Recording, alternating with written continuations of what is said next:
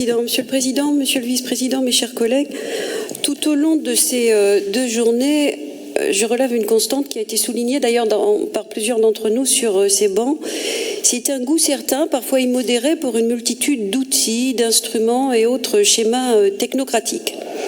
Autant dire que le SDREA, schéma régional des exploitations agricoles, arrive quasiment en terrain conquis et qu'il vous faut une vigilance particulière si vous ne souhaitez pas succomber au syndrome de Stockholm. C'est un outil de l'État qui doit impérativement rester dans son rôle et rien que dans son rôle. Le SDREA est donc un outil de régulation qui peut, suivant la façon dont on s'en sert et les limites qu'on accepte de lui donner, protéger, permettre le développement ou au contraire freiner ou contraindre. Encore une fois, pour que l'outil de la régulation soit efficace, il faut une vision de l'agriculture. Bref, il faut savoir et définir ce qu'on souhaite réguler.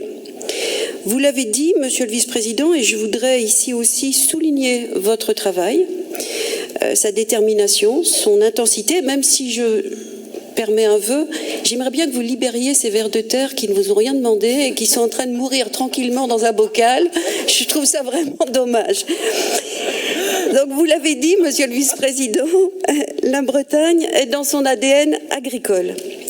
62% de la surface du territoire breton est agricole. La production agricole de la Bretagne est riche de sa variété et on y produit de tout. Des cochons, de la volaille, des vaches, du lait, des moutons, des légumes, des lapins et d'autres choses encore. Et n'en déplaise aux esprits éco-dépressifs, 83% des agriculteurs bretons sont engagés dans une démarche qualité, bio, label rouge, AOP, AOC, IGP. Nous n'avons de leçons à recevoir de personne en la matière. Bref, une belle corne d'abondance, de beaux et bons produits tracés. Et il suffit de parler avec quelques exogènes, avec des touristes ou avec des gens qui viennent d'ailleurs. Pour ma part, je l'ai fait récemment avec des Canadiens pour comprendre dans leur réaction, surprise, devant la traçabilité de nos produits, la chance dont nous bénéficions. Ce schéma technique et politique doit faire aujourd'hui l'objet d'une révision et il nous appartient de dire si les propositions de l'État respectent la singularité de la Bretagne. Nous rejoignons la satisfaction de la région sur l'ordre de priorité qui met l'accent sur l'installation et la préservation de l'environnement.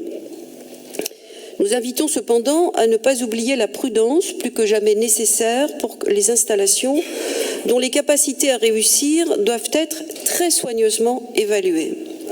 Il faut rappeler que les agriculteurs ne sont ni des jardiniers, ni des guides au sein d'une réserve d'Indiens, mais bien des chefs d'entreprise qui se doivent d'être compétitifs pour nous nourrir et qui doivent être accompagnés dans cette recherche.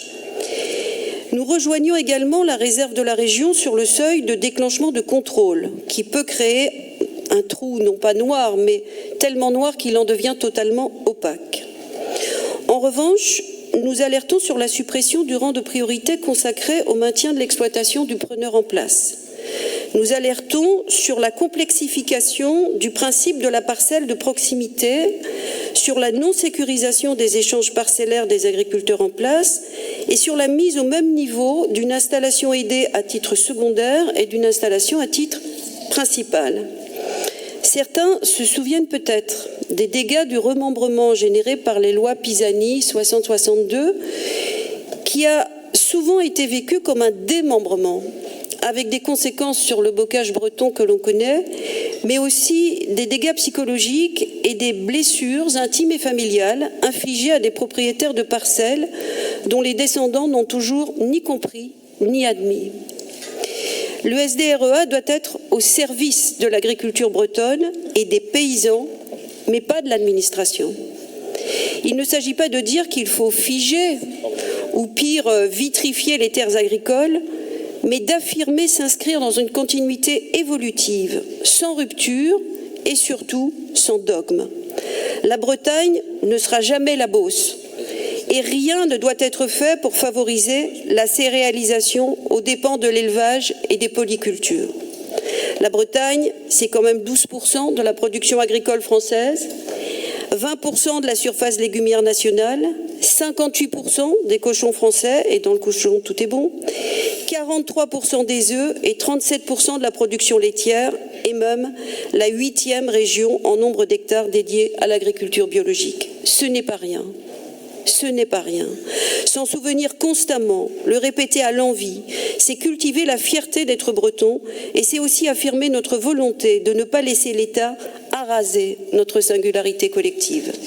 D'une certaine façon, nous observons que sur ce sujet, comme sur d'autres, la majorité régionale reste au milieu du gué, exprimant des réserves avec fermeté, mais peut-être pas suffisamment, pour sans doute une fois de plus cultiver les équilibres, et nous attendions plus de volontarisme offensif.